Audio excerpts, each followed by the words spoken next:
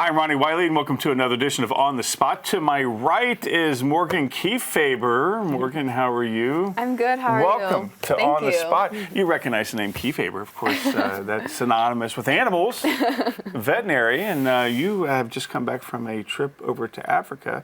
We'll talk about that. But before we get to that trip, let's talk about your involvement with the clinic out there on the Triangle with your dad and grandpa's office. Yeah, so right now I'm working as a vet assistant. My hours are a little limited with my school schedule, but if I'm not doing vet assistant work, they have me working in the kennel, or I work on the social media stuff.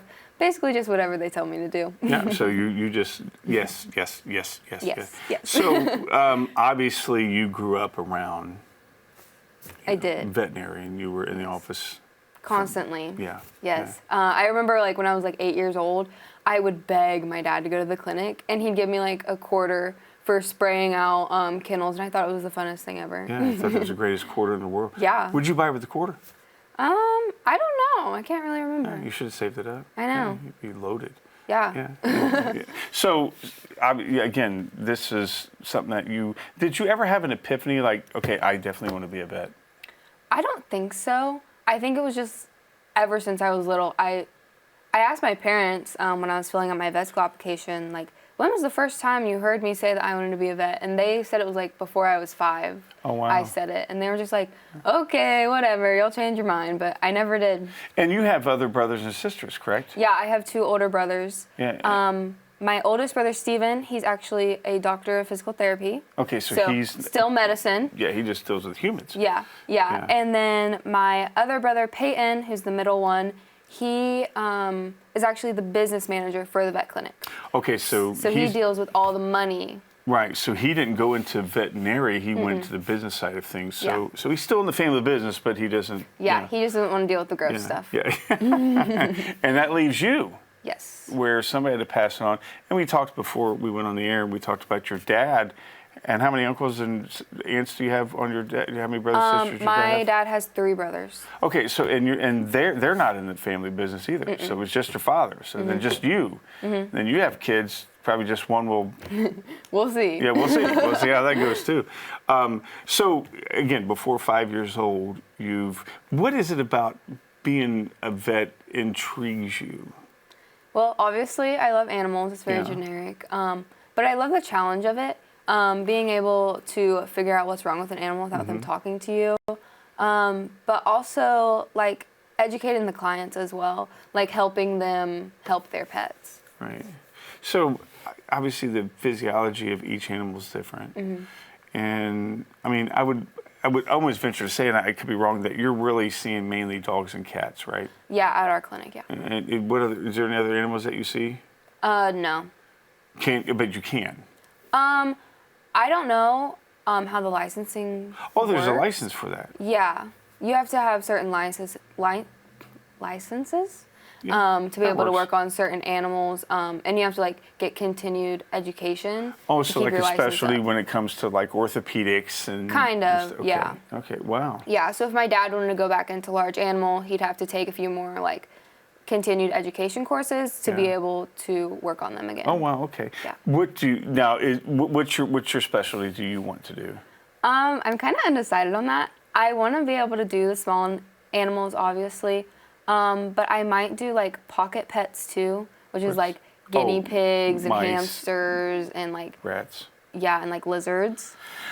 Lizards. Yeah. Wow, I would not think of bringing in a lizard into. But yeah. Yeah. You take care of them. Yeah. Yeah. My fiance actually has one. He has a lizard. Yes. Do you ever look at him and try to check him out, make sure he's fed right? I try to, but he's not the friendliest. Oh, wow. Well, we got to get rid of him. We got to get a friendly one in there. When I think of a lizard, for some reason I think of like a Komodo dragon. I don't know why. I go, or the gecko. Oh, yeah. Which that's not a lizard, is it? Maybe it's a gecko. Gecko, yeah. Whatever. Yeah, I think Geico is the insurance, but I think whatever. So around animals your whole life, I mean, that's got to be like the coolest. Your friends probably thought, I got to go stay at Morgan's house. Well, I don't know about that because we always have a lot of animals at our house, and they can be crazy. So it was like we're staying at Morgan's house. Did they not like the animals, or? No, they did.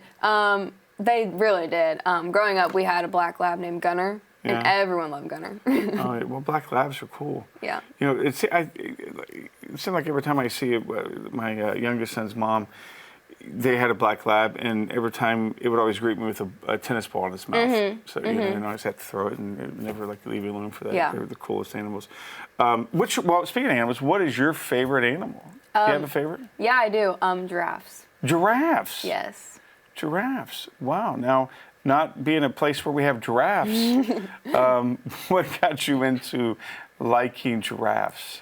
I think it was the purple tongue, honestly. Really? Yeah. And they're just so cool. Like, they are cool. Their necks are so long. Yeah. They're really cool. So when you first encountered a giraffe, how old were you? Probably very young, like at a zoo. Okay. All right. Yeah. So now going to the zoo is probably a lot different experience for you than it is for me. Yeah. Because you study them a lot differently. Yeah. Yeah. I don't necessarily always enjoy the zoo because I feel like they always kind of look sad. Oh yeah. And you want them to be roaming free. Yeah. Yeah. Well, big fan. Which brings us up to your trip to Africa. So you were there for a school. Was it a school project or? It wasn't a school project. I kind of did it on my own with my dad. Wow. So your dad was with you? Yes. Okay. Yeah. I wanted to do something different to kind of spice up my vet school application. Yeah. And to learn more about animals before getting into vet school and things like that. Yeah. So was your dad there, like helping rehabilitate animals, take care of animals, or what was going on? So we did a program that was for people that are like pre-vet, vets, or just were interested in it. And so we helped transport animals from different places. We worked on them. We did injections. We encountered a few that were hurt that we needed to like clean their wounds and things like that. What country were you in Africa? I can't remember the exact name. It was South Africa. But we weren't in Cape Town. We were kind of...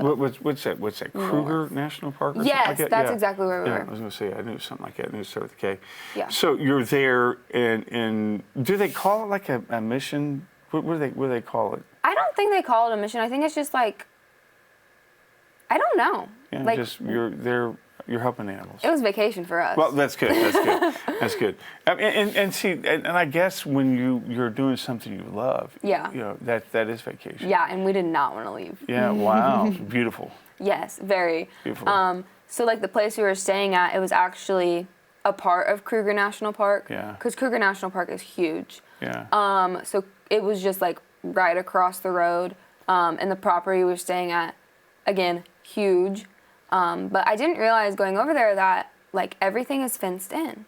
Yeah. So like your property is what is fenced in, and the animals in your property are yours. So you're inhabiting with the wild animals. Mm-hmm. Yeah. So, we stayed in a house, and it was very protected from like lions and things. But lions could just like walk up, look in your window, couldn't they? If they really wanted to, but they'd have to get through the electric fence. Okay, so you have electric fence protection. Yeah. Mm-hmm. Yeah. And dogs. They had dogs on the property. I don't think a lion would worry about a dog. Yeah.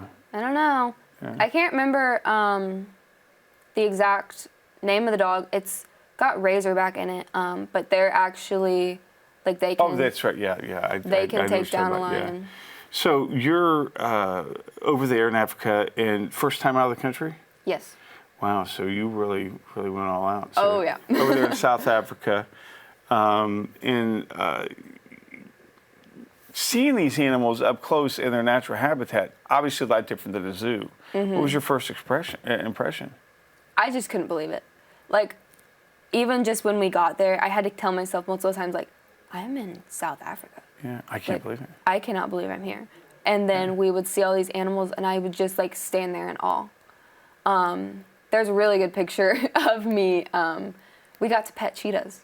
Oh, wow. Yeah. And so they were kind of domesticated? Not really. They had actually... They were just used to? Kind of. Yeah, they just didn't really want to eat us. They had just... They had full bellies, so they were really interested. Yeah. But the first time I got to pet it, it's just the funniest picture of me petting it, and I'm just like...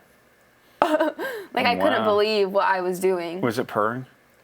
They did purr, because we got to give it water later, and they were purring, and It was crazy. Because cheetahs and mountain lions are the biggest cats at I just love big cats. Or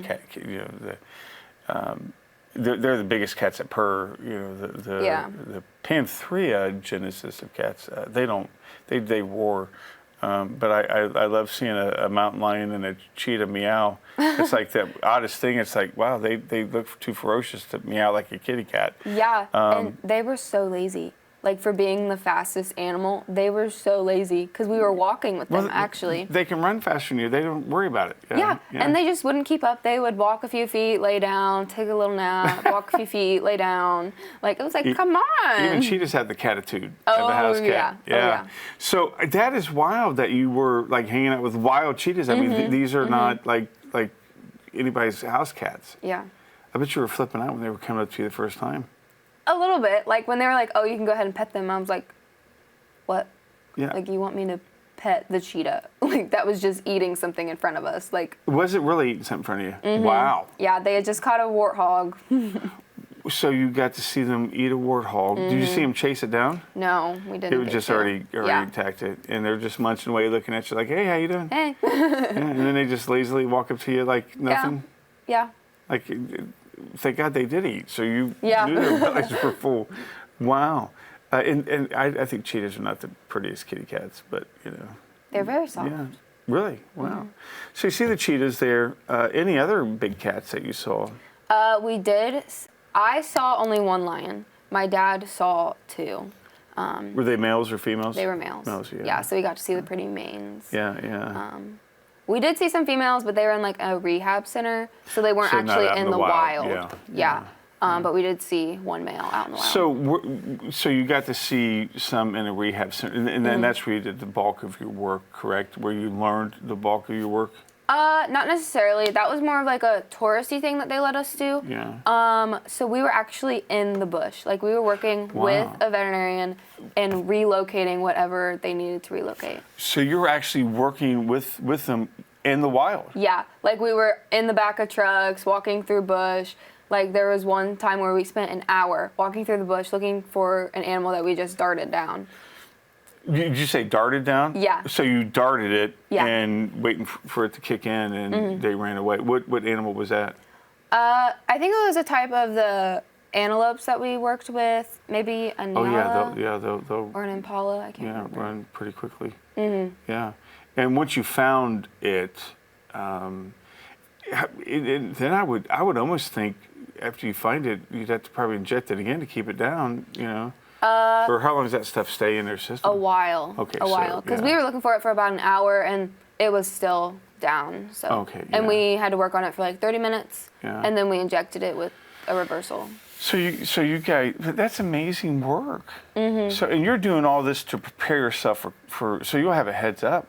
Yeah, hopefully. start. Hopefully. Yeah. At least a wider range of experience. Yeah.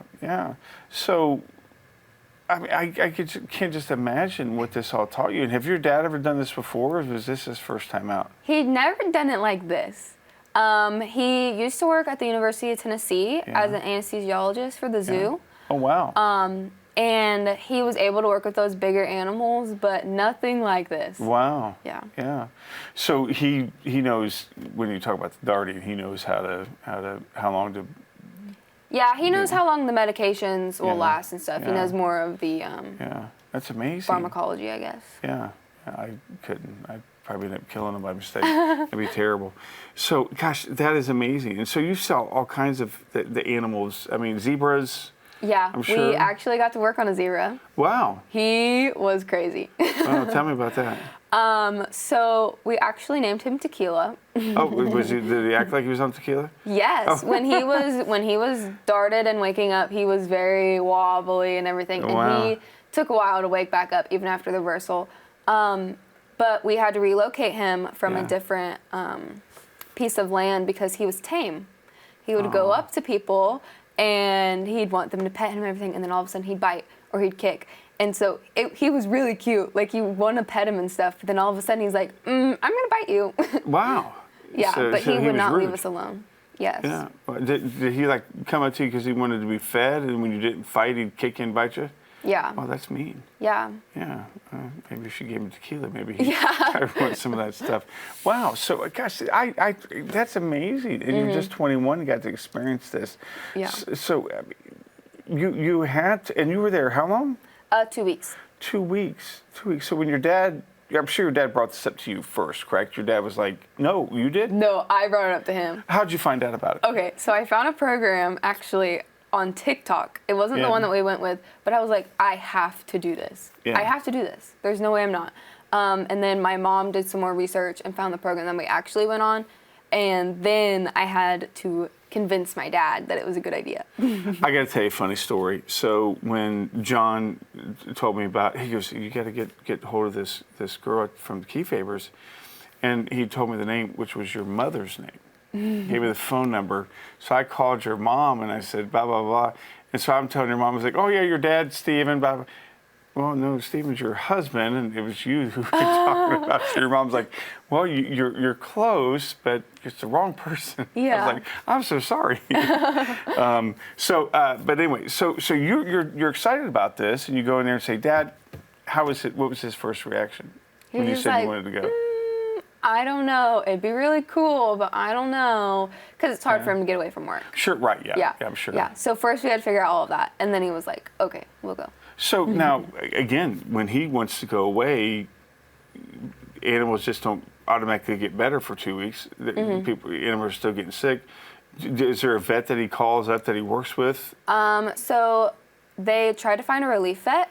And so they had, I think, about 8 of the days, maybe 5 or 8 of the days covered with a relief vet. That way, like, people could still get their vaccines and stuff in. That way we weren't too behind when we got back. Yeah, and I bet your brother, or I bet your dad's thinking, why didn't my brothers get involved? So that's, and I'm sure that might be something you would be interested in doing, is being a relief vet too, to help people. Not necessarily. It involves a lot of travel. Oh yeah.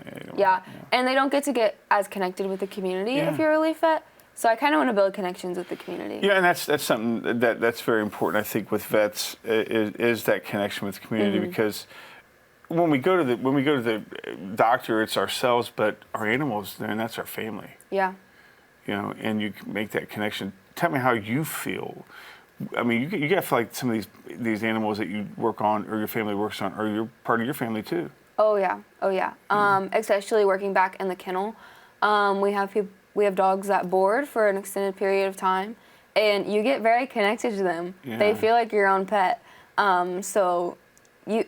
These are people's pets, so you have to give them the love that they would give them. Sure, yeah. Yeah. Or the ones if you want somebody to treat your animal with care. Yeah. So let's talk about some of the services that you guys, other than the vaccines, and what kind of care does Keaffabers provide the community? For the community? Yeah. Well, we actually do a shot clinic that helps raise money for the bark park in the park. Okay. And they do discounted vaccines for people. That way they can still get their vaccines, but then it's also for a good cause. Yeah. And then my dad does a lot of work with the animal shelter. A lot of discounted care for them. That way, those pets need help too. Sure. Yeah. Yeah. And you see those animals up there, and it's almost like they know. It's like we want to get with somebody to love us. So when you, again, little kid, and you're helping out with the quarter and stuff, obviously it's so far away at that age, like thinking one day I'm going to. You haven't started your schooling yet, but I'm sure you have goals. What is the goal to come back? Was the Yes, that is the main goal. Yeah, yes. yeah. But you want to do some traveling though too, right? I do. Yes. Yeah. I would love to be able to go back to Africa because it was just so amazing. And I'd love to visit the friends that I made over there. Oh, yeah. The people we stayed with, they were just amazing. But then also in that little group that we were in, it was a group of like 14 people that we were with. I made friends from Ireland, Germany, Australia, so I obviously need to go and visit them too. Yeah. Oh yeah. Yeah. So you can travel right now. Now are these future vets too? Yeah. Yeah. So that way you guys can study animals together and stuff. Now, as obviously you've gotten older, has any of your interests like in the vet field changed, or have you always been focused on one, like dealing with just the pocket animals and the kitty cats and doggies? I think it has a little bit. I don't know. I really wanted to work on all of them. Yeah. But obviously that's not realistic necessarily. So yeah, I would just want to stick with the small animals, pocket pets. And then I'm hoping one day that I'll own like pigs and cows and stuff. So I would want to keep that license. And you said that was like a larger animal? Mm-hmm. Yeah. Mm-hmm. Now, I just can't imagine somebody bringing their cow through the front door, so you'd have to go to them, correct? Yeah. Yeah, okay. But could you bring a pig in? I don't know if they necessarily want to. Yeah, a lot of stress. Really? You think? Yeah. I mean, being out in public would stress out a pig? Probably. Oh. Around all those different. If you got so, dogs in the lobby that's too. True. Yeah, I guess so. Yeah, I never Probably thought about stress that. out the dogs too. Well, I know pigs are stressed out when they're around me. They always bite my feet, and stuff like that. So anyway, but so again, you have your favorite animals and stuff like that. And I think it's neat that you like the little lizards and stuff you want to work on too. When you were growing up, and your brothers were like, I don't want to do you think they were crazy? That they didn't want to get involved?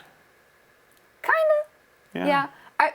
My brother Steven, he dabbled in it a little bit. He was like, maybe I want to do this, but they never really had the passion that I had for it. Yeah. It was just like a done deal for you. Yeah. Before you were 5.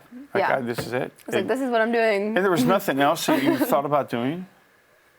No, I can't imagine myself doing anything else. Wow, that's amazing. See, that's good that you knew that from the very beginning. So if you could give somebody some advice who maybe had just thought about being a vet, obviously a love for animals has to be, but what else, what other keys do they need to have? You have to be very determined. It's a hard pathway to take. There's a lot of hard classes that you have to take just to even get into vet school. So determination is one of them. And then you have to be up for a challenge because veterinary medicine is not easy.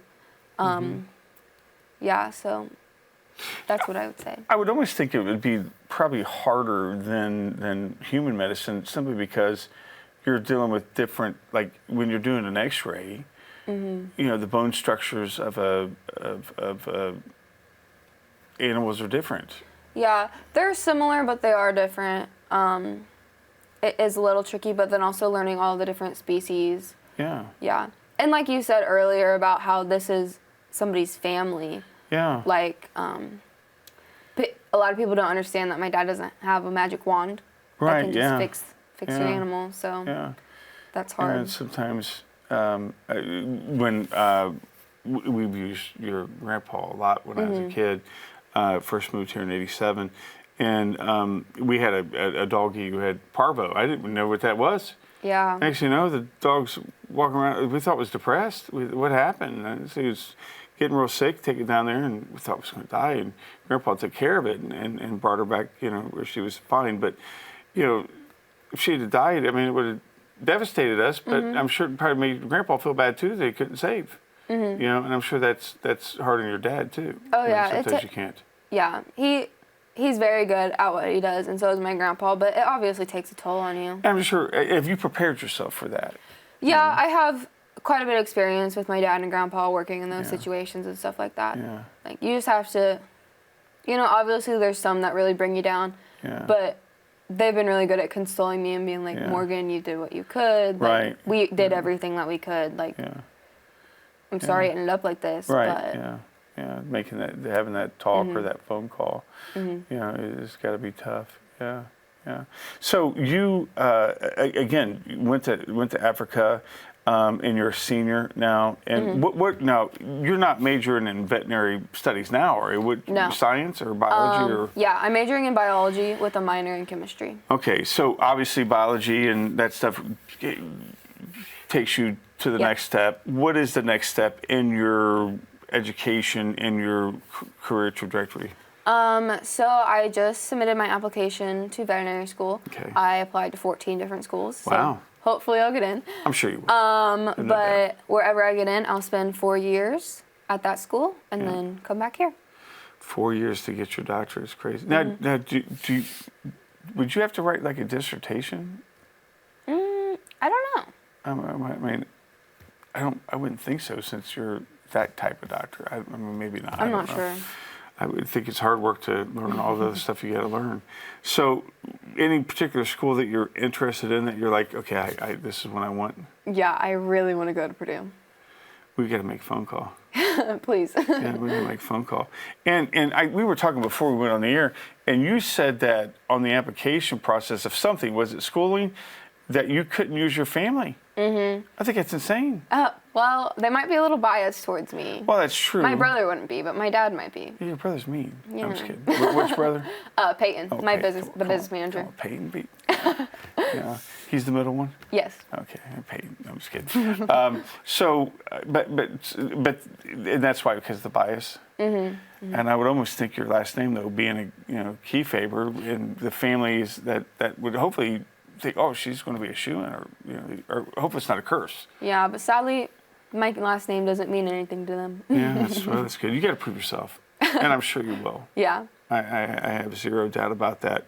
When you're studying, and I'm sure you have this same as every student has, when you're doing your studies and you have those moments where it's like, gosh, I'm just overwhelmed.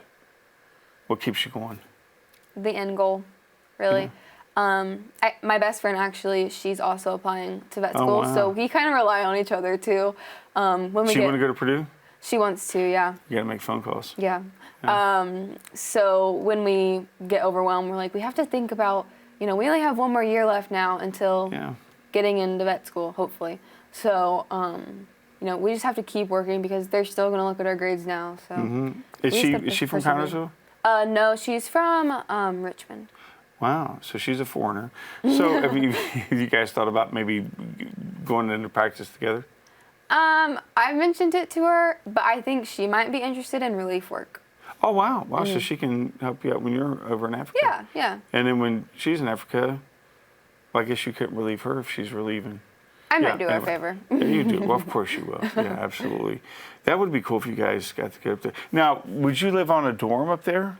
In a dorm? No, I think it's more of like an apartment or housing. Since it's a graduate school, I don't think there's dorms for them. I didn't go to graduate school. I just got my bachelor's and stopped. Of course, I was 105 when I got my degree, but I was in my 30s. So, again, you got this end goal coming up, and that's what keeps you going, and you realize there's going to be a lot more work to do, a lot harder work to do. Mm-hmm. But there's also going to be exciting things coming up on the horizon whenever. And I'm sure your dad's told you and your grandpa's probably told you what to expect. Is there anything that you're looking forward to in school? I'm looking forward to actually being able to do labs on animals. Because at the college I'm at right now, there's not really any animal work that we're able to do. Right. It's most of the basic biology stuff. So I'm looking forward to that. And then my dad, he actually told me the only time he got straight A's was when he was in vet school because he was actually enjoying what he was learning. Yeah. Yeah, so I'm looking forward to that. Yeah, that makes a huge difference. Mm-hmm. When I was in college, I swore I was going to get on the dean's list, get every A, and then I realized, oh no, I'm not good at science, I'm not good at math. I'm good at what I'm good at, and I'm going to get A's in what I'm good at. So, so you're right. I think that will make all the difference in the world when and then when you're working as a vet, you're not really going to be working because that's what you love to do. Yeah. That's your passion. Mm-hmm. It's your passion. Where can anybody get a hold of your family at? Of course, I think we know, but just in case, where can we get a hold of your family at? The Connersville Vet Clinic. Yeah, and that's located on the Triangle. Mm-hmm. Yeah, so again, what are your hours? 8 to 6. Yeah, closed noon to 1 for lunch. And it's Monday through Friday? Monday through Friday. Yep. Yeah. And you guys take, if somebody's going on vacation, they can drop the pet off and you take care of them? They can board with us. They just need to be updated on their vaccines. Yeah. Good. Well, Morgan, I tell you, we're running out of time. I told you that 30 minutes went fast. Yeah. We can go on and on. Next time we have you come in, we'll probably bring in a cheetah. Okay. I'll work on that. Yeah, work on that. We'll bring in a cheetah. We'll make a phone call to Purdue, too. Okay. We got to get you and your best friend on there. Check her out at the Connersville Veterinary Clinic. If she'll take care of you. That's it for this edition of On the Spot. We will see you next month.